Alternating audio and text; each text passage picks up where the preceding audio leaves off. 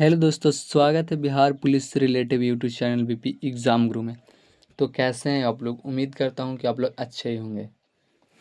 तो आज हम लेकर के आए हैं बिहार पुलिस टेस्ट सीरीज 2025, जो खान सर द्वारा दिया गया जो टेस्ट सीरीज है, उसमें मैंने क्लास 1 और क्लास 2 करा रखी है। अगर आपने नहीं देखा तो जाके देख लीजिए। आज टेस्ट 3 है, 1 और 2 हमने करा दिया है। आज टेस्ट 3 है जो एनसीईआरटी पे आधारित है। ये जो टेस्ट सीरीज है बिल्कुल एनसीईआरटी पे आधारित है, जो खान सर द्वारा लिखा गया है। इसमें हमने 1 और 2 करा रखा था। आज हम 3 क्लास देखेंगे। तो चलिए बिना देर के वीडियो का स्टार्ट करते हैं। और ऐसे वीडियो के लिए मेरे चैनल को सब्सक्राइब कर लीजिए। अगर आपने क्लास 1 और क्लास 2 नहीं देखा तो मेरे यूट्यूब चैनल पर पड़े हैं, वहाँ जाकर आप लोग देख सकते हैं। और ये आज का क्लास 3 है। चलिए वीडियो का स्टार्ट करते हैं बिना देर के ही। ऐसे भी अब एग्ज़ाम का कुछ ज़्यादा टाइम बचा नहीं है, तो फालतू में टाइम बर्बाद ना करें। तो अब तक आपने मेरे चैनल को सब्सक्राइब नहीं किया तो प्लीज़ सब्सक्राइब कर लीजिए और बेल आइकन दबा के घंटी को ऑल कर लीजिए कि जैसे ही मेरा वीडियो अगला अपलोडेड हो तो सबसे पहले आप तक पहुँचे। आज टेस्ट 3 है, शाम को मैं 4 भी अपलोड करवा दूँगा। टोटल 15 इसमें है, 15 टेस्ट सीरीज है, जिसमें से 1 2 करा रखी है, तीसरा क्लासेस है। और फिर क्लास 4 क्लास 5 करके ऐसे में पूरा वीडियो अपलोड करा दूँगा। तो ये आज का तीसरा क्लास है। अगर आपने पहला दूसरा नहीं देखा तो मेरे यूट्यूब चैनल पे पड़े हैं, वहाँ जाकर आप लोग देख सकते हैं। आपकी तैयारी को सफलता बनाने में काम देगी। तो चलिए अब बिना देर के वीडियो का स्टार्ट करते हैं। तो आज का हमारा पहला प्रश्न है, किस संविधान संशोधन अधिनियम के तहत मंत्रिपरिषद की अधिकतम सीमा तय की गई है? किस संविधान संशोधन अधिनियम के तहत मंत्रिपरिषद की अधिकतम सीमा तय की गई है? तो इसका सही आंसर ए हो जाएगा। 51वां संविधान संशोधन जो पहला ऑप्शन है, 51वां संविधान संशोधन जो पहला ऑप्शन है। किस संविधान संशोधन अधिनियम के तहत मंत्रिपरिषद की अधिकतम सीमा तय की गई है? तो इसका सही आंसर ए हो जाएगा, 51वां संविधान संशोधन। तो अब अगला प्रश्न देख लें। अगला प्रश्न है कि नौकरशाही को क्या कहा जाता है? नौकरशाही को क्या कहा जाता है? तो इसका सही आंसर बी हो जाए। क्या कहा जाता है? अस्थायी कार्यपालिका। क्या? अस्थायी कार्यपालिका, जो दूसरा ऑप्शन है अस्थायी कार्यपालिका। नौकरशाही को क्या कहा जाता है दोस्त? तो अस्थायी कार्यपालिका। अब इस क्लास का आप लोग का पीडीएफ चाहिए। अगर इस क्लास का आप लोग का पीडीएफ चाहिए तो इस वीडियो के एंड में बताएंगे हम कि इसका पीडीएफ आपको कहाँ से मिलेगा। बिल्कुल फ्री में। और खान सर का पीडीएफ, अगर खान सर का बुक परचेस नहीं कर पाए हैं, जो बिहार पुलिस का उनका बुक है प्रैक्टिस सेट PYQ का, अगर वो परचेस नहीं कर पाए हैं तो उसका रिकॉर्डेड वीडियो मेरे यूट्यूब चैनल पर डेली एक अपलोडेड होता है और कुछ अपलोड भी है। अगर आपने नहीं देखा तो जाके देख लीजिए। और उसका PDF भी आपको लेना है तो उसी वीडियो में बताया गया कि बिल्कुल फ्री में उसका PDF आप कहाँ से ले। और रोशन सर का प्रैक्टिस सेट जो है बिहार पुलिस का, अगर वो भी परचेस नहीं कर पाए हैं तो उसका PDF के लिए मेरे ये नंबर दिया गया है 9102413761। ये मेरा व्हाट्सअप नंबर है। इस पर आप लोग व्हाट्सअप पे कॉन्टैक्ट कीजिए, आपको PDF प्रोवाइड करा दिया जाएगा। इस नंबर पे व्हाट्सअप पे कॉन्टैक्ट कीजिए, आपको PDF प्रोवाइड करा दिया जाएगा। चलिए अब अगला प्रश्न देखते हैं। तो तीसरी प्रश्न है कि भारत में उपराष्ट्रपति का कार्यालय कितने वर्षों का होता है? दोस्त ये बहुत ही आसान और मज़ेदार क्वेश्चन है कि भारत के उपराष्ट्रपति का कार्यालय कितने वर्षों का होता है? तो ये तो आप लोग सब लोग ही जानते होंगे कि 5 वर्षों का होता है। कितने वर्षों का दोस्त? 5 वर्षों का होता है, जो दूसरा ऑप्शन है यहाँ पे ये लिया हुआ था 5 वर्षों का। कितने दोस्तों? 5 वर्षों का, जो दूसरा ऑप्शन है 5 वर्षों का। अब यहाँ पे क्वेश्चन नंबर 4 है कि भारत में संसदीय कार्यपालिका का वास्तविक प्रदान कौन करता है? भारत में संसदीय कार्यपालिका का वास्तविक प्रदान कौन करता है? तो इसका सही आंसर सी हो जाएगा। कौन करता है दोस्त? प्रधानमंत्री करते हैं। कौन करते हैं? प्रधानमंत्री। भारत में संसदीय कार्यपालिका का वास्तविक प्रदान कौन करता है? कौन करता है? तो प्रधानमंत्री करते हैं, जो तीसरा ऑप्शन है प्रधानमंत्री। अब यहाँ पे क्वेश्चन नंबर 6 है कि संघीय शासन व्यवस्था की मुख्य विशेषताएं क्या है? संघीय शासन व्यवस्था की मुख्य विशेषताएं क्या है? तो इसका सही आंसर बी हो जाएगा। क्या होगा? दोहरी सरकार प्रणाली। क्या? दोहरी सरकार प्रणाली जो दूसरा ऑप्शन है। दोहरी सरकार प्रणाली जो दूसरा ऑप्शन है। संघीय शासन व्यवस्था की मुख्य विशेषताएं क्या है? तो दोहरी सरकार प्रणाली जो दूसरा ऑप्शन है। अब क्वेश्चन नंबर 6 है कि विविधता मानव समाज का अनिवार्य गुण। विविधता मानव समाज का अनिवार्य गुण है। विविधता मानव समाज का अनिवार्य गुण है। इस कथन का क्या तात्पर्य है? इस कथन का क्या तात्पर्य है? तो 6 का सही आंसर सी हो जाएगा। समाज में भिन्न भिन्न प्रकार की भाषाएं, धर्म, संस्कृति व परंपराएं होती है। इसका सही आंसर सी हो जाएगा। क्या? समाज में भिन्न भिन्न प्रकार के भाषाएं, धर्म, संस्कृति व परंपराएं होते हैं। इसका सही आंसर सी हो जाएगा। अब क्वेश्चन नंबर 7 है कि भारत में संघीय शासन व्यवस्था का मुख्य उद्देश्य क्या है? भारत में संघीय शासन व्यवस्था का मुख्य उद्देश्य क्या है? भारत में संघीय शासन व्यवस्था का मुख्य उद्देश्य क्या है दोस्त? तो इसका सही आंसर सी हो जाएगा। एकता में विविधता बनाए रखना। एकता में विविधता बनाए रखना। इसका सही आंसर सी हो जाएगा। एकता में विविधता बनाए रखना।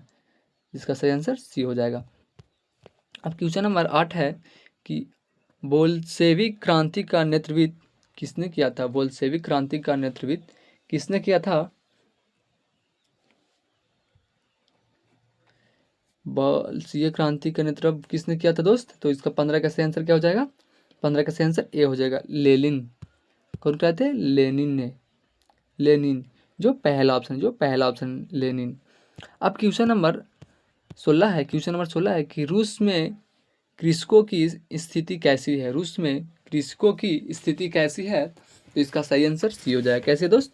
वे जिम्मेदारों के अधीन बंधुआ मजदूर थे। वे जिम्मेदारों के अधीन बंधुआ मजदूर थे। वे जिम्मेदारों के अधीन बंधुआ मजदूर थे जो तीसरा ऑप्शन है।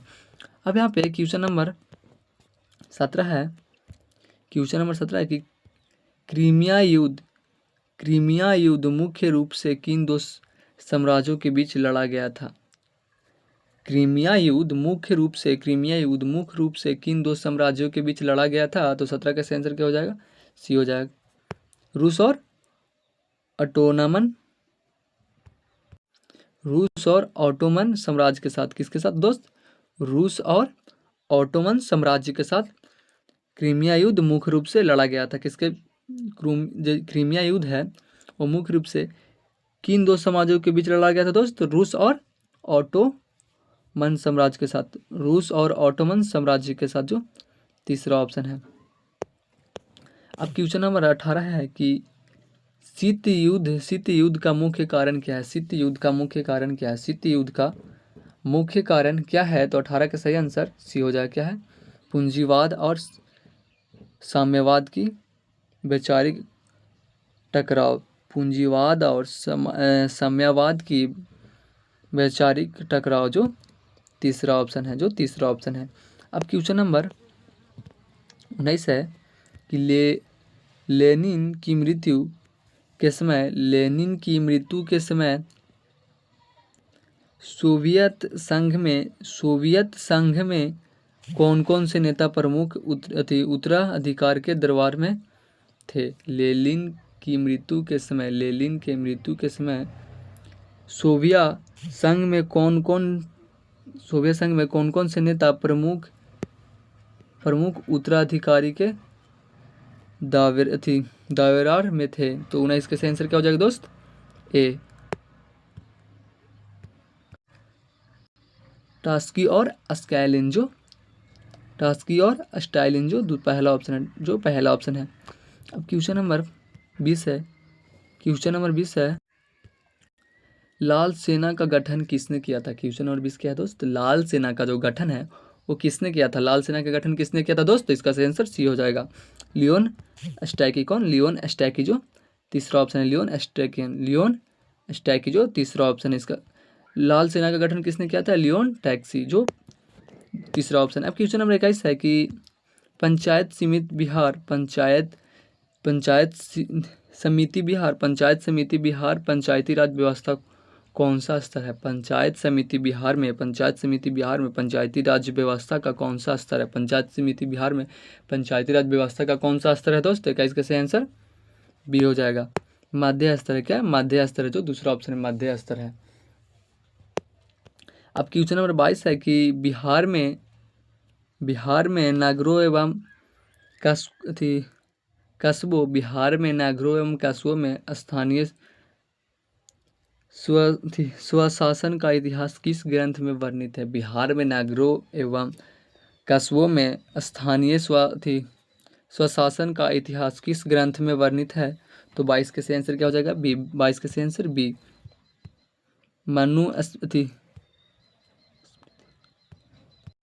मनुस्मृति और महाभारत जो दूसरा ऑप्शन है। अब क्वेश्चन नंबर 23 है कि संपूर्ण क्रांति आंदोलन किस राज्य में प्रारंभ हुआ था? संपूर्ण क्रांति आंदोलन किस राज्य में प्रारंभ हुआ था दोस्त? इसका सही आंसर बी हो जाएगा। किसमें? बिहार में। कहाँ हुआ था दोस्त? बिहार में हुआ था। संपूर्ण क्रांति आंदोलन किन राज्यों में हुआ था? तो बिहार राज्य में। अब देखते हैं अगला क्वेश्चन। अब तक आप मेरे चैनल को सब्सक्राइब नहीं किए तो प्लीज़ कर लीजिए और बेल आइकन दबा के घंटी को ऑल कर लीजिए कि जैसे ही अगला वीडियो क्लास 4 अपलोड हो तो सबसे पहले आप तक पहुँचे। टोटल 15 टेस्ट सीरीज हम इसी यूट्यूब चैनल पे करवा देंगे। आपको कहीं नहीं जाना, आपको इसी यूट्यूब चैनल पे 15 टेस्ट सीरीज करवा देंगे, जिसमें से ये तीसरा क्लासेस चल रहा है और मैं टोटल 15 है, इसमें पूरा का पूरा मैं इसी यूट्यूब चैनल पे अपलोडेड करवा दूंगा। अब यहाँ पे है कि बिहार में निम्नलिखित में से किस साहित्यकार को हिंदी भाषा के लिए ज्ञानपीठ पुरस्कार मिला? बिहार में निम्नलिखित में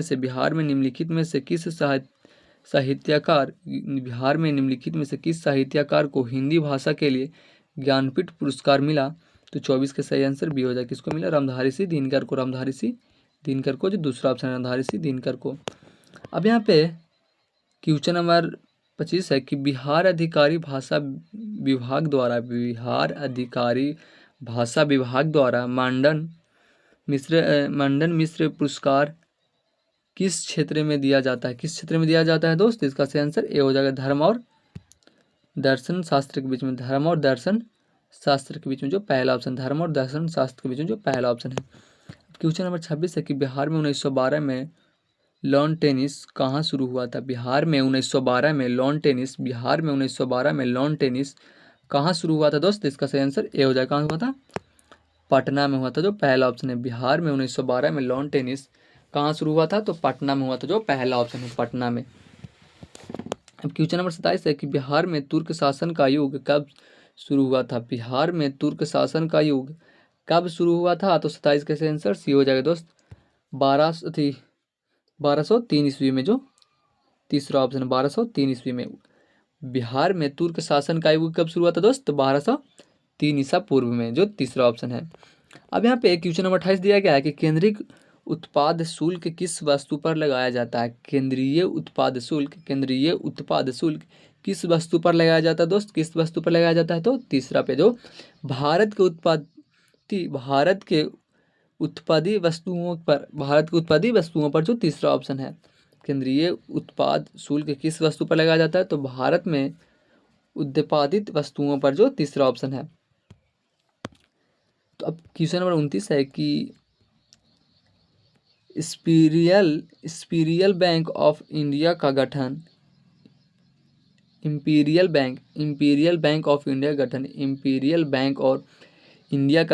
किन बैंकों के लिए इंपीरियल बैंक ऑफ इंडिया का गठन किन बैंकों के विलय हुआ था? दोस्त? तो 29 का सही आंसर बी हो जाएगा।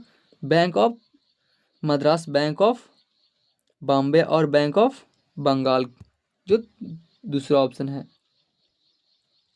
अब यहाँ पे क्वेश्चन नंबर 30 देखेंगे दोस्त। क्वेश्चन नंबर 30 है कि निम्नलिखित में से किसे भारत में जलवायु परिवर्तन से संबंधित परियोजनाओं के लिए राष्ट्रीय कार्यान्वयन इकाइयों के रूप में ग्रीन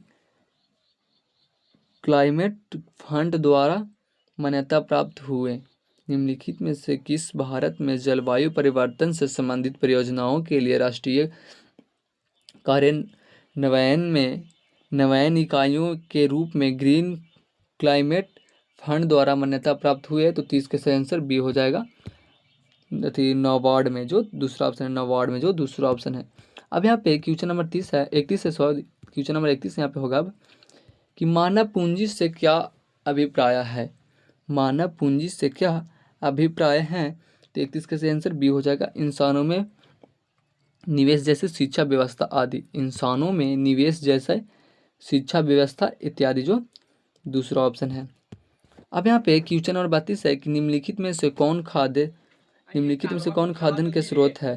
तो इसका सही आंसर बी हो जाएगा, डी हो जाएगा। इनमें से सभी मतलब गहन खेती नीति और आयतन नीति भी और भंडारण नीति भी, इसलिए इसका सही आंसर डी हो जाएगा। अब क्वेश्चन नंबर 33 है पारेदीप प्राप्त का पठार पारेदीपीय भारत का पठार किस प्रकार का भू आकृतीय स्वरूप है? तो 33 का सही आंसर सी हो जाएगा। प्राचीन कठोर शिल चट्टानों से बना जो तीसरा ऑप्शन है। अब क्वेश्चन नंबर 34 है कि सिंधु गंगा ब्रह्मपुत्र मैदान किस प्रकार का मैदान है? सिंधु गंगा ब्रह्मपुत्र मैदान जो है वो किस प्रकार का मैदान है दोस्त? तो इसका सही आंसर सी हो जाएगा, जलोढ़। अब क्वेश्चन नंबर अगला है, क्वेश्चन नंबर 35 है कि मध्य उच्च भूमि का प्रमुख भाग कौन सा पठार है? मध्य उच्च भूमि का प्रमुख भाग कौन सा पठार है? तो 35 के सही आंसर बी हो जाएगा, मालवा का पठार जो दूसरा ऑप्शन है। मालवा का पठार जो दूसरा ऑप्शन है। अब क्वेश्चन नंबर 36 है सतपुंडा वर्तमाला के दक्षिण में निम्नलिखित में से कौन सी घाटी स्थित है? सतपुंडा वर्तमाला के दक्षिण में निम्नलिखित में से कौन सा घाटी स्थित है दोस्त? तो 36 का सही आंसर क्या हो जाएगा? 36 का सही आंसर बी हो जाएगा, ताप्ती घाटी। क्या? ताप्ती घाटी जो दूसरा ऑप्शन है, ताप्ती घाटी। अब यहाँ पे क्वेश्चन नंबर 37 है कि भारत का सबसे प्राचीन भूखंड है। तो 37 का सही आंसर ए हो जाएगा। कौन सा है? प्रायद्वीपीय पठार जो पहला ऑप्शन है। प्रायद्वीपीय पठार जो पहला ऑप्शन है। अब क्वेश्चन नंबर 38 दिया गया है कि प्रारंभिक समय में संपूर्ण भूभाग एक ही महाद्वीप में था।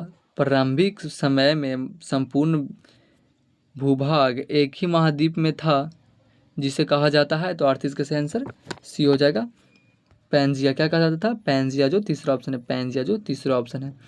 अब क्वेश्चन नंबर 38 है, 38 तो देख लिए। क्वेश्चन नंबर 39 होगा। क्वेश्चन नंबर 39 है कि जैव विविधता सम्मेलन 2024 का आयोजन किस देश में हुआ था? जैव विविधता सम्मेलन का जो आयोजन 2024 में हुआ था वो कौन से देश में हुआ था दोस्त?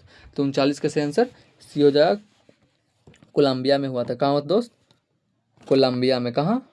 कोलंबिया में जो तीसरा ऑप्शन है। कोलंबिया में जो तीसरा ऑप्शन है। अब यहाँ पे क्वेश्चन नंबर 40 है कि गांधी सागर वन्यजीव अभयारण्य किस राज्य में स्थित है? गांधी सागर वन्यजीव अभयारण्य किस राज्य में स्थित है? तो 40 का सही आंसर बी हो जाएगा, मध्य प्रदेश में। कहाँ? मध्य प्रदेश में जो दूसरा ऑप्शन है। मध्य प्रदेश में जो दूसरा ऑप्शन है। अब क्वेश्चन नंबर 41 है कि हाल ही में हुए त्रिपुरा शांति समझौता किन दो पक्षों के बीच हुआ था? हाल ही में हुए त्रिपुरा शांति समझौता किन दो पक्षों के बीच में हुआ था दोस्त? तो 41 का सही आंसर सी हो जाएगा, भारत सरकार और national liberation front of Tripura व ऑल त्रिपुरा टाइगर फोर्स जो तीसरा ऑप्शन है। अब यहाँ पे क्वेश्चन नंबर 42 है कि 16वें वित्त आयोग के अध्यक्ष कौन नियुक्त किए गए हैं? 16वें वित्त आयोग का जो अध्यक्ष है वो कौन नियुक्त किए गए हैं?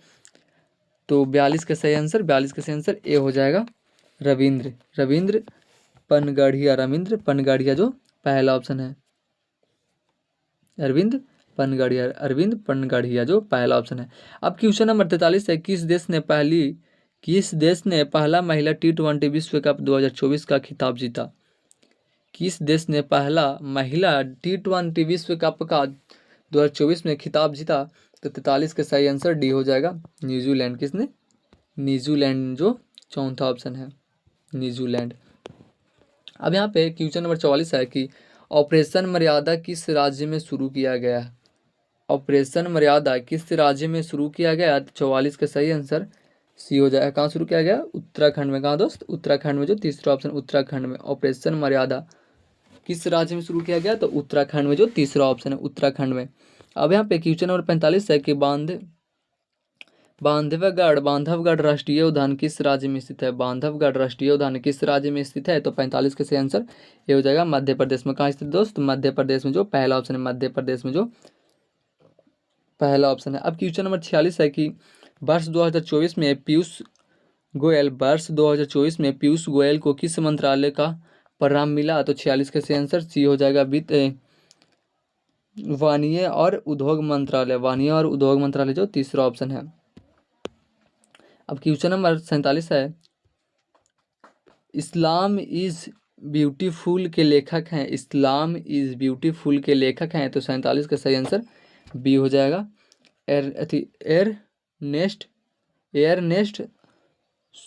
सुमाकर। एयरनेस्ट सुमाकर, जो दूसरा ऑप्शन है, जो दूसरा ऑप्शन है। अब क्वेश्चन नंबर 48 है कि कोणार्क नृत्य उत्सव भारत के किस राज्यों में मनाया जाता है? भारत के किस राज्यों में मनाया जाता है? 48 का सही आंसर डी हो जाएगा, राजस्थान में। कहाँ मनाया जाता है दोस्त? राजस्थान में। राजस्थान में कोणार्क नृत्य उत्सव भारत के किस राज्य में मनाया जाता है? तो राजस्थान में। तो कैसा लग रहा है वीडियो, कमेंट में बताते जाइए। और साथ में आपने अभी तक मेरे चैनल को सब्सक्राइब नहीं किया तो चैनल को सब्सक्राइब कर लीजिए और बेल आइकन दबा के घंटी को ऑल कर लीजिए कि ऐसे ही वीडियो अपलोडेड हो अगला वीडियो क्लास 4 तो सबसे पहले आप तक पहुँचे। क्लास 1 मैंने करा रखी है, क्लास 2 मैंने करा रखी है, ये क्लास 3 है। अगर आपने क्लास 1 क्लास 2 नहीं देखा तो जाकर मेरे यूट्यूब चैनल पढ़े हैं, वहाँ से देख सकते हैं। और क्लास 4 देखने के लिए आप मेरे यूट्यूब चैनल को सब्सक्राइब कर लीजिए और चैनल से जुड़ जाइए कि जैसे वीडियो अपलोडेड हो तो सबसे पहले आप तक पहुँचे। इसलिए आप बेल आइकन दबा के घंटी को ऑल भी कर लीजिएगा। तो देखिए अब अगला क्वेश्चन है यहाँ पे कि राजनी नेशनल पार्क जो है किस राज्य में स्थित है? राजनी राजा जी यहाँ पे है, मेरे से थोड़ा सा मिस्टेक हो गया। राजा जी नेशनल पार्क किस राज्य में स्थित है? राजा जी नेशनल पार्क जो है वो कौन से राज्य में स्थित है? राजा जी नेशनल पार्क कौन से राज्य में स्थित है दोस्त? इसका सही आंसर बी हो जाएगा, उत्तराखंड में। कहाँ दोस्त? उत्तराखंड में। राजा जी जो नेशनल पार्क है, राजा जी नेशनल पार्क जो है वो उत्तराखंड में स्थित है। कहाँ स्थित है? उत्तराखंड में, जो दूसरा ऑप्शन है उत्तराखंड में। अब यहाँ पे क्वेश्चन नंबर 50 है कि हाल ही में भारतीय सेना और पुनीत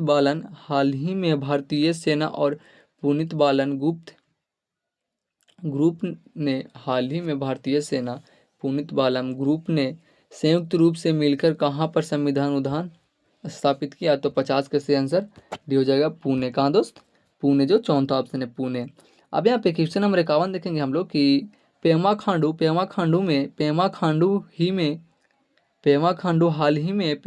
हाल ही में किस पूर्वोत्तर राज्य के मुख्यमंत्री बने? पेमा खांडू हाल ही में किस पूर्वोत्तर राज्य के मुख्यमंत्री बने दोस्त? तो 51 का आंसर क्या हो जाएगा? ए, अरुणाचल प्रदेश का। किसका? अरुणाचल प्रदेश का, जो पहला ऑप्शन है अरुणाचल प्रदेश।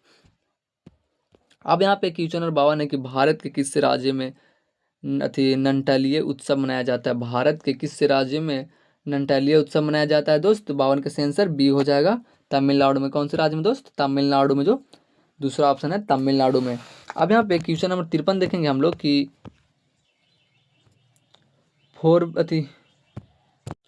फोर्ब्स की 2024 की दुनिया की सबसे अमीर महिलाओं की सूची में कौन सी भारतीय महिला शामिल है? फोर्ब्स की 2024 की दुनिया की सबसे अमीर महिलाओं की सूची कौन सी भारतीय महिला शामिल है? तो 53 का आंसर क्या हो जाएगा दोस्त?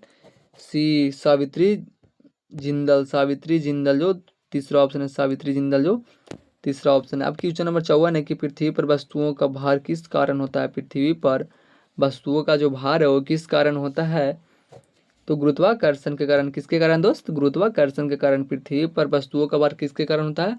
गुरुत्वाकर्षण के कारण जो तीसरा ऑप्शन है। अब क्वेश्चन नंबर 55 देखेंगे यहाँ पे।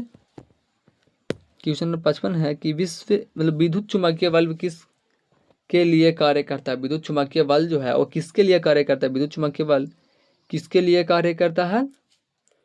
तो सभी प्रकार के अवशेषों के बीच विद्युत चुम्बकीय बल किसके कार्य करता है। तो सभी प्रकार के अवशेषों के बीच जो तीसरा ऑप्शन है। अब यहाँ पे क्वेश्चन नंबर 56 देखेंगे कि वस्तु की यात्रा की अवधि में चली गई कुल पंथ लंबाई एवं इसमें लगे समय के भागफल को क्या कहते हैं। वस्तु की यात्रा की अवधि में चली गई कुल पंथ लंबाई एवं इसमें लगे समय के भागफल को क्या कहते हैं। तो 56 के सही आंसर बी हो जाएगा, औसत चाल। क्या कहते हैं दोस्त, औसत चाल जो दूसरा ऑप्शन है, औसत चाल जो दूसरा ऑप्शन है। अब क्वेश्चन नंबर 57 है कि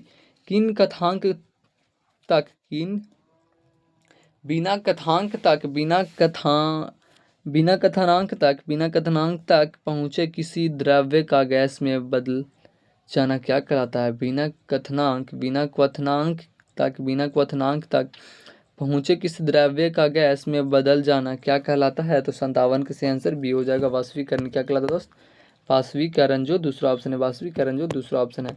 अब क्वेश्चन नंबर 58 है कि प्लाज्मा क्या है। प्लाज्मा क्या है।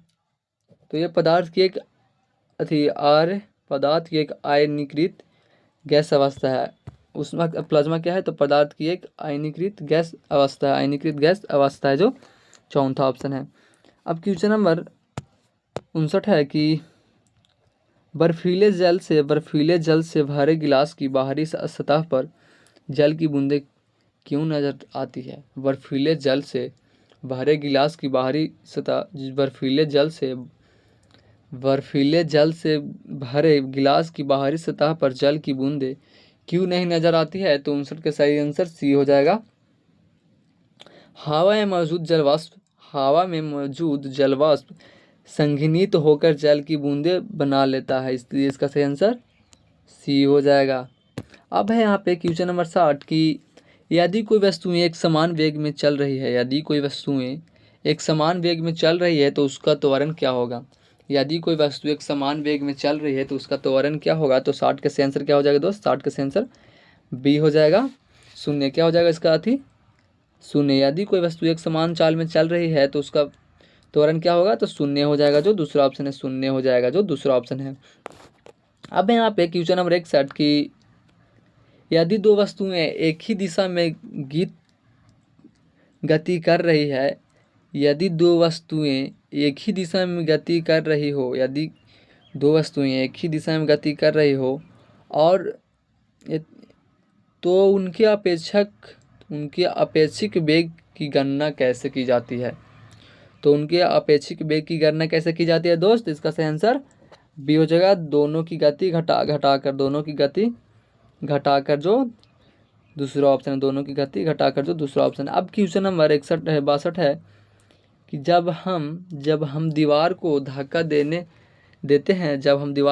देते हैं और हमें पीछे की ओर बल महसूस होता है तो यह किस नियम का उदाहरण है। जब हम दीवार को धक्का देते हैं और जब हमें पीछे की ओर मतलब ऐसा महसूस होता है कि हम पीछे की ओर ही आ गए हैं तो यह किस नियम का उदाहरण है। किस नियम का उदाहरण दोस्त, तो गति का तृतीय नियम जो तीसरा ऑप्शन होगा। जब हम दीवार को धक्का देते हैं और हम पीछे की ओर महसूस होता है हमें तो यह किस नियम का उदाहरण है। तो गति का तीसरा नियम जो तीसरा ऑप्शन है। अब यहाँ पे अगला क्वेश्चन देखेंगे। अगला क्वेश्चन है कि डाल्टन के परमाणु सिद्धांत के अनुसार रासायनिक अभिक्रिया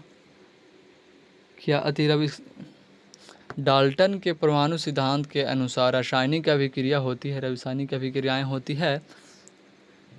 तो इसका सही आंसर ए हो जाएगा, तत्व की पुनः अवस्था से जो पहला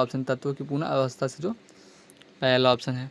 अब क्वेश्चन नंबर 64 है कि रदरफोर्ड के मॉडल के परमाणु का अधिकांश भाग कैसा होता है। रदरफोर्ड के मॉडल के परमाणु का अधिकांश भाग कैसा होता है। तो 64 का सही आंसर क्या हो जाएगा दोस्त, 64 का सही आंसर सी हो जाएगा। क्या होगा? रिक्त। रदरफोर्ड के मॉडल के परमाणु का अधिकांश भाग कैसा होता है? तो रिक्त होता है। रिक्त होता है, जो तीसरा ऑप्शन है, रिक्त होता है। अब यहाँ पे क्वेश्चन नंबर अगला देखेंगे। क्वेश्चन नंबर 65 है कि अल्बर्ट आइंस्टीन का विज्ञान की किस शाखा में विशेष योगदान के लिए जाना जाता है? अल्बर्ट आइंस्टीन को विज्ञान की किस शाखा में विशेष योगदान के लिए जाना जाता है? तो 65 का सही आंसर बी हो जाएगा। किस लिए? भौतिकी के लिए। किस लिए? भौतिकी के लिए, जो दूसरा ऑप्शन है, भौतिकी के लिए।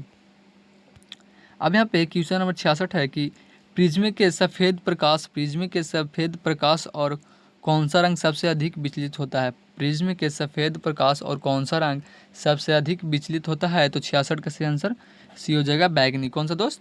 बैगनी, जो तीसरा ऑप्शन है, बैगनी जो तीसरा ऑप्शन है। अब यहाँ पे क्वेश्चन नंबर अगला है, क्वेश्चन नंबर 67 है कि धोने का सोडा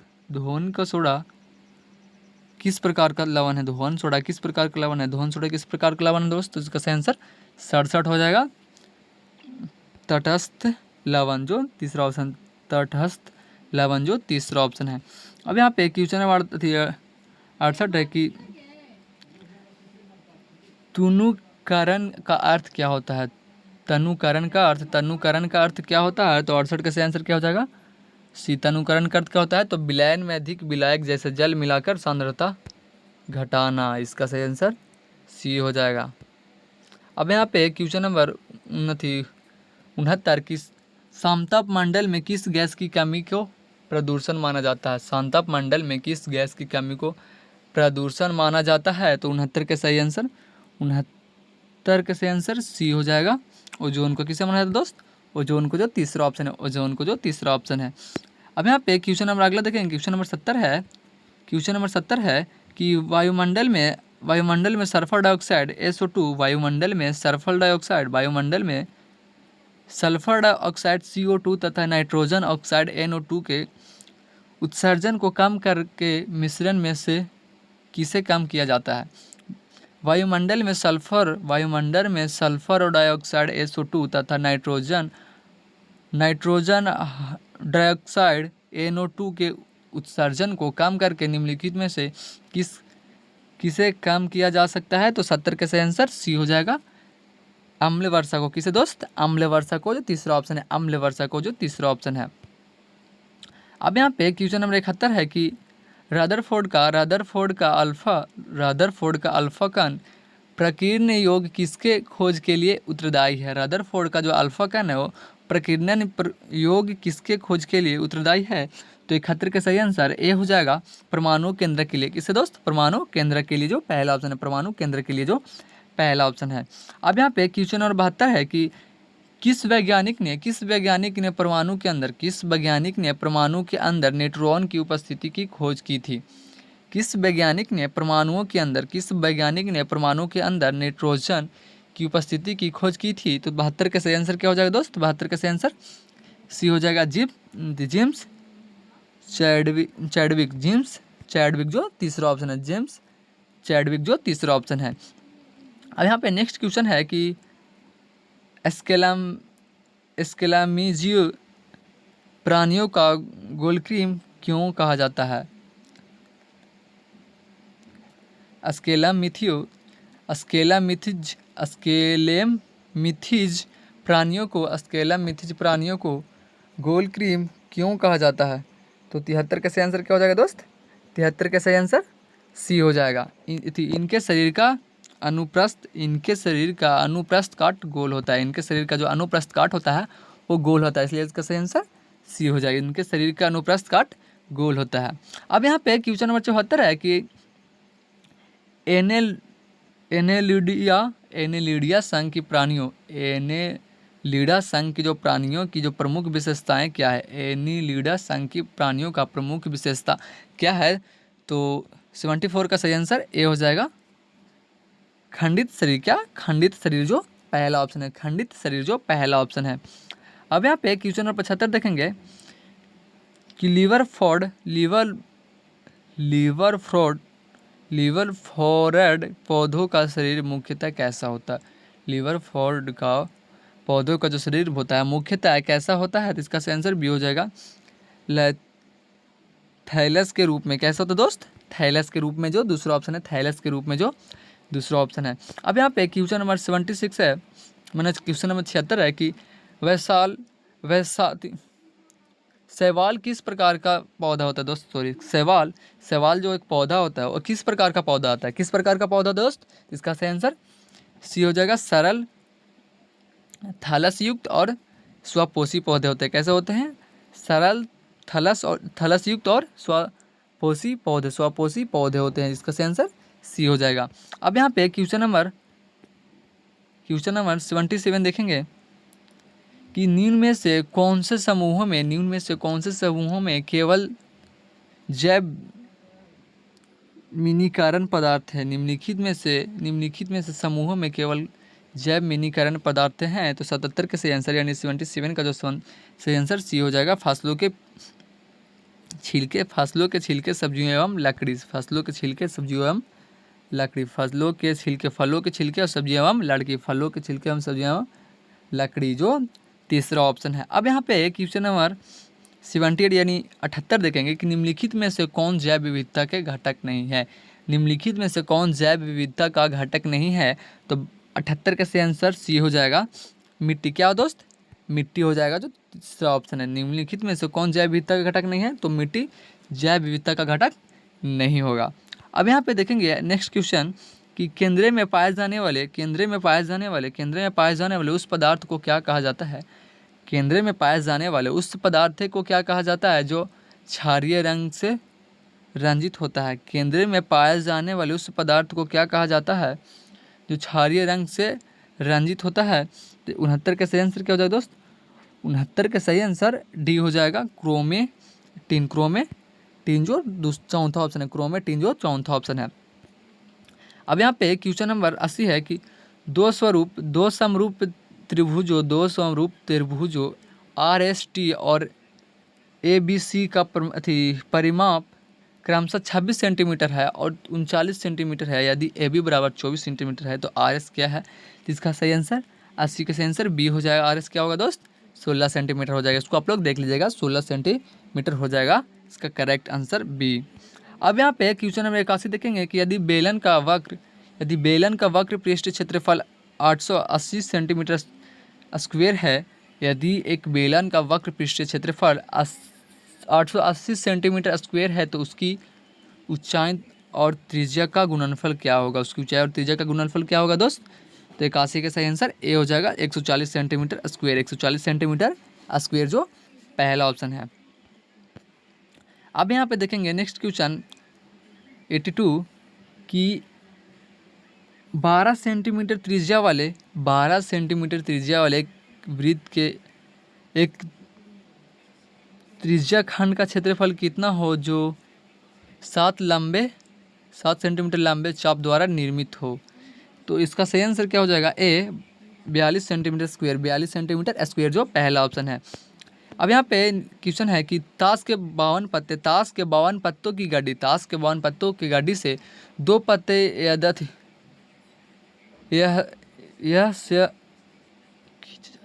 खींचे जाते हैं। इन 2 पत्तों के बाद सा कौन की थी होने की प्रक्रिया कितनी है। तो 83 का सही आंसर क्या हो जाएगा दोस्त, सी हो जाएगा 25/27। इसका सही आंसर बी हो जाएगा 25/27, सॉरी 1/21 होगा दोस्त, 1/221 जो तीसरा ऑप्शन है, 1/221 जो तीसरा ऑप्शन है। अब यहाँ पे क्वेश्चन नंबर 84 है। ए बराबर 60 डिग्री होने पर इतना कोई अंक देगा, इसका मान क्या होगा, इसको आप लोग हल करके देख लीजिएगा। इसका सही आंसर बी हो जाएगा 3, इसका सही आंसर 3 हो जाएगा। आप लोग इसको हल करके देख लीजिएगा। अब यहाँ पे हम लोग अगला क्वेश्चन देखते हैं। तब तक क्वेश्चन नंबर 86 है कि निम्नलिखित व्यंजकों को हल कीजिए। तो इसका भी सही आंसर बी हो जाएगा। इसका आंसर 0 हो जाएगा। आप लोग देख लीजिएगा इसको हल करके। अब यहाँ पे क्वेश्चन नंबर 86 है कि 17 स्क्वायर 17/3 मतलब 17 के पावर 17 का पावर 13 माइनस 21 भागा 18 का शेषफल ज्ञात कीजिए। तो इसका भी सही आंसर ये हो जाएगा 14। इसका सही आंसर हो जाएगा 14। आप लोग देख लीजिएगा इसको हल करके। अब यहाँ पे क्वेश्चन नंबर 87 है कि एक टीम में 10 खिलाड़ी हैं, एक टीम में 10 खिलाड़ी हैं और 10 खिलाड़ियों में से तीन खिलाड़ियों कि कितनी टीमों का गठन किया जा सकता है। एक टीम में 10 खिलाड़ी है और 10 खिलाड़ियों में से 3 खिलाड़ियों की टीमों का गठन किया जाता है। तो इसका सही आंसर 87 का सही आंसर बी हो जाएगा 120। 120 जो दूसरा ऑप्शन है, 120 जो दूसरा ऑप्शन है। अब यहाँ पे है कि आदर्श की माँ को गंभीर बीमारी है। आदर्श की जो माँ है उसको गंभीर बीमारी है। वाक्य में अशुद्धता वर्तनी वाला शब्द है। आदर्श की माँ को गंभीर बीमारी है, वाक्य में अशुद्धता वर्तनी वाला शब्द क्या है। तो 88 का सही आंसर ए हो जाएगा बीमारी। कौन सा अशुद्ध शब्द है यहाँ पे, बीमारी। रमेश गंभीर माइस तो अशुद्ध शब्द होंगे नहीं, इसका सही आंसर ए हो जाएगा बीमारी। अब यहाँ पे क्वेश्चन नंबर 89 है कि ला और सा का उच्चारण किस स्थान से होता है। ला और सा का जो उच्चारण होता है वो किस स्थान से होता है। तो 89 का सही आंसर बी हो जाएगा दंत्य से। क्या किससे होता है, दंत्य से, जो दूसरा ऑप्शन है। अब क्वेश्चन नंबर 90 है कि दिए गए वाक्यांश के लिए सार्थक शब्द ज्ञात कीजिए। दिए गए वाक्यांश के लिए सार्थक शब्द ज्ञात कीजिए। तो 90 का आंसर सी हो जाएगा जो ऊपर है। यहाँ पे देखेंगे अगला में है कवियत्री। क्या कवियत्री, जो तीसरा ऑप्शन है कवियत्री होता है इसका सही आंसर, जो ऊपर वाला क्वेश्चन था। अब यहाँ पे दिया गया है कि दिए गए शब्दों में से उचित शब्द से वाक्य पूर्ण करे वैद्य जी। तो यहाँ पे क्या भराएगा, इसको देखेंगे। यहाँ पे क्या भराएगा, नारी भराएगा कि नर्तक भराएगा कि नर भराएगा कि नाड़ी भराएगा। तो यहाँ पे दिए गए शब्दों में सूचित शब्दों से वाक्य पूर्ण करे। तो अगर वैद्य जी नाड़ी देखकर इलाज कीजिए, ये सही भी हो सकता है, नाड़ी देखकर इलाज कीजिए। 51 का आंसर डी होगा। 51 का आंसर डी होगा कि नाड़ी देखकर इलाज कीजिए। वैद्य जी नाड़ी देखकर इलाज कीजिए, इसलिए इसका सही आंसर डी हो जाएगा। अब यहाँ पे क्वेश्चन नंबर 52 है कि मुसीबत में और मुसीबत आना किस मुहावरे का अर्थ है। मुसीबत में और मुसीबत आना किस मुहावरे का अर्थ है। तो 92 का सही आंसर ए हो जाएगा। किसका है, कंगाली में आटा गीला। कंगाली में आटा गीला जो पहला ऑप्शन है। अब यहाँ पे एक दिया गया 93 नंबर क्वेश्चन है कि select the most probable meaning of the giving idiom bed in the woods. तो इसका सही आंसर सी हो जाएगा। One who is naive and defenceless, जो तीसरा ऑप्शन है। अब यहाँ पे क्वेश्चन नंबर 54 है कि select the most appropriate option to substitute the underline segment in the giving sentence. A water allow is having he और the one version of life. तो इसका भी सही आंसर सी होगा, अलाव हैज़, जो तीसरा ऑप्शन है। अलाव हैज़ जो तीसरा ऑप्शन है। अब क्वेश्चन नंबर 95 है select the correct indirect from of the giving sentence.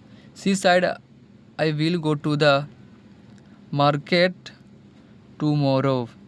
तो इसका सही आंसर क्या होगा दोस्त, इसका सही आंसर सी हो जाएगा। She said that she would go to the market the next day. इसका सही आंसर सी हो जाएगा। अब है यहाँ पे क्वेश्चन नंबर यहाँ पे 97 होगा, 98 96 है। Select the option that can be used as a one word. Select the option that can be used a one word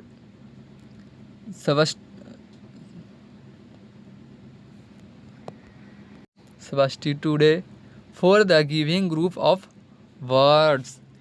A poet word of something shocking। तो इसका सही आंसर क्या होगा दोस्त, इसका सही आंसर डी हो जाएगा, एफेमस, जो चौथा ऑप्शन है।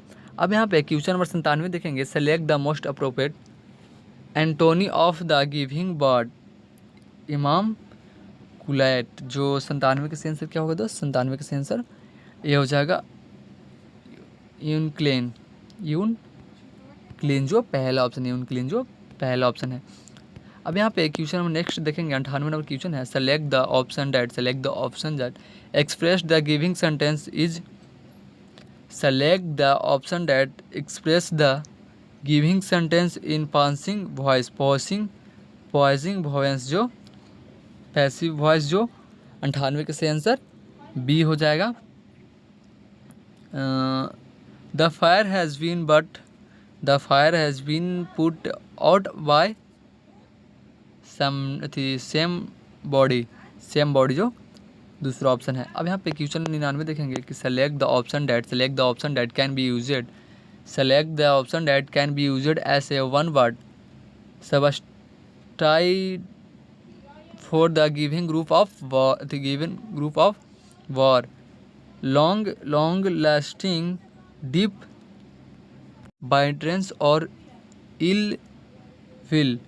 तो 99 का सेंसर क्या होगा दोस्त, ए हो जाएगा रैंकोर, जो पहला ऑप्शन है रैंकोर। अब यहाँ पे क्वेश्चन नंबर 100 है, यानी लास्ट क्वेश्चन है कि select the most appropriate synonym of the giving word fad for, जो इसका सही आंसर सी हो जाएगा भोगी, जो तीसरा ऑप्शन है, जो तीसरा ऑप्शन है। तो कैसा लगा वीडियो कमेंट भी ज़रूर बताएगा। अगर वीडियो अच्छा लगा हो तो लाइक शेयर कमेंट कर ले, अपने दोस्तों के पास भी शेयर कर दे, वीडियो को लाइक कर दीजिए प्लीज़, और चैनल को सब्सक्राइब कर लीजिए कि अगला इसका वीडियो आप देख सकते हैं। और बिहार पुलिस से रिलेटेड मेरे यूट्यूब चैनल पे वीडियो अपलोडेड होते रहते हैं, और मेरे चैनल को सब्सक्राइब करके इस चैनल से जुड़ जाइए कि क्लास 1, क्लास 2, क्लास 3 आप लोग देख लिया, क्लास 4 भी आप लोग देखना होगा, तो मेरे यूट्यूब चैनल से जुड़ जाइए। अब मेरे यूट्यूब चैनल पे बिहार पुलिस से रिलेटेड डेली 2-4 वीडियो अपलोडेड होते रहते हैं, तो मैं नया वीडियो लाते रहता हूँ, कभी ये सेट से, कभी वो सेट से, कभी रोशन सर का क्लास वीडियो, कभी खान सर का क्लास वीडियो, ऐसे मैं मतलब लाता ही रहता हूँ। इसलिए मेरे चैनल को सब्सक्राइब कर ले और सपोर्ट करें कि आप लोग के लिए मैं ऐसे छोटी मदद आप लोग को मैं करता ही रहूँ। तो फिर मिलते हैं अगले वीडियो में, तब तक के लिए जय हिंद जय भारत।